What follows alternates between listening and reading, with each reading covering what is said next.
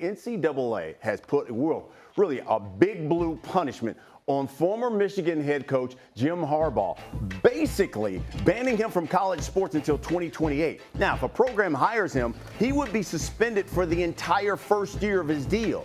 The punishment stems from what the NCAA called, quote, unethical conduct by Harbaugh for recruitment violations during the COVID season back in 2021.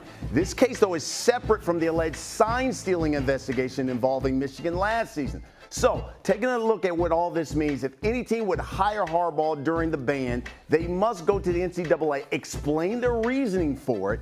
If they do succeed in hiring him, he would then have to be suspended for the first full season, and then after that, he would still be barred from participating in athletic-related activities until the order expires. Now, Jim Harbaugh hasn't commented on the penalties, but his attorney, Tom Mars, released this statement saying, quote, the way I see it from Coach Harbaugh's perspective, today's COI decision is like being in college and getting a letter from your high school saying you've been suspended because you didn't sign the yearbook. He went on to say, if I were in Coach Harbaugh's shoes, I wouldn't pay any attention to the findings of a kangaroo court which claims to represent the principles of the nation's most flagrant repeat violator of the federal antitrust laws, end quote. Okay, Paul Finebaum is going to join the party here. Paul, after all of this, how do you think the NCAA looks after all of this mess? Well, they look like the fools that they are. I mean, essentially, Jim Harbaugh ran a stop sign, and they came back with a judgment that you're going to get the death penalty. You're going to the chair, the guillotine, the gas chamber.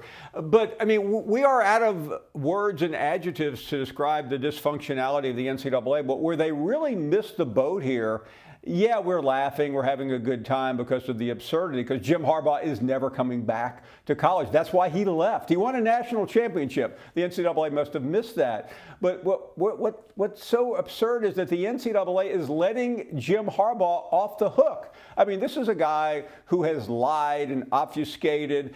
He's displaying sociopathic behavior, but instead, everyone loves him. We're wrapping our arms around Jim, saying, way to go, Jim. You made the NCAA look like the fools that they are. And that's really the tragedy of this. This was a minor event that happened during COVID. Essentially, Harbaugh gave away a free hamburger. And had Harbaugh agreed to the penalty, none of us would have ever heard about this because it's that stupid and irrelevant.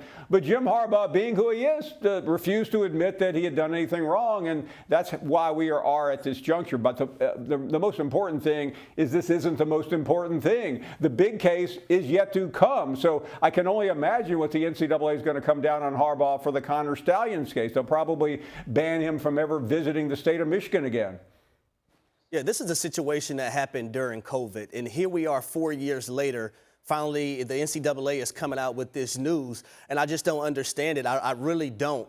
And this is why a lot of people don't respect the NCAA. They don't want to hear from them. They deem them as being laughable. It's because we're talking about a guy basically giving away hamburgers or cheeseburgers, and you're telling him he's going to be suspended for a year if he wants to come back to college football. Newsflash, NCAA.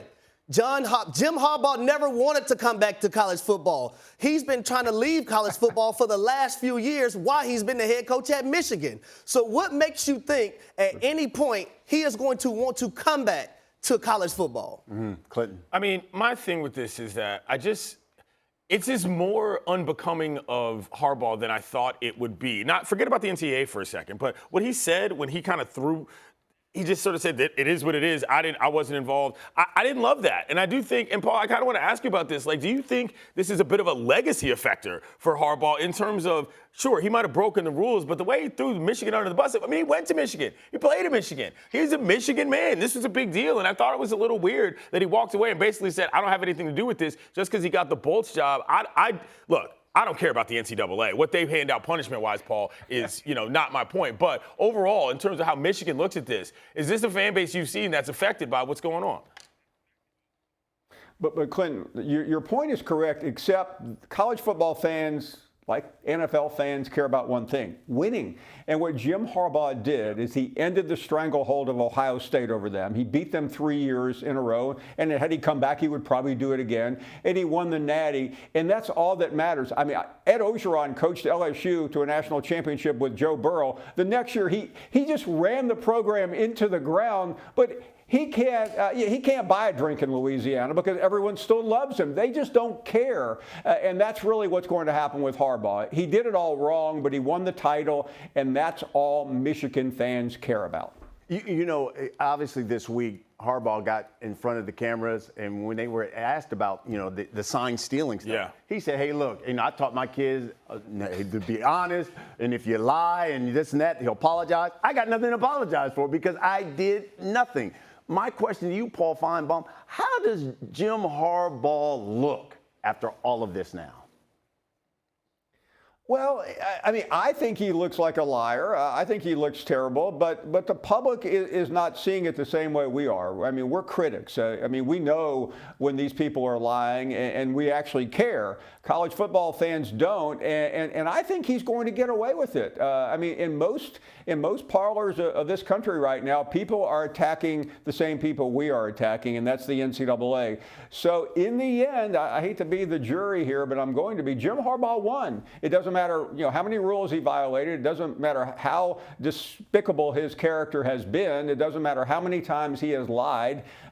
He got away with it, and his statement the other day basically was the middle finger to everyone, and he's living happily ever after out there on the West Coast.